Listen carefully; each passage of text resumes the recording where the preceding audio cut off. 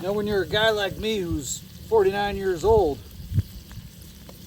and you like beer, you get these things called beer titties and beer bellies. So you really got to watch what you eat. I hardly eat cheese anymore. It's a treat for me. And I don't eat bread and stuff.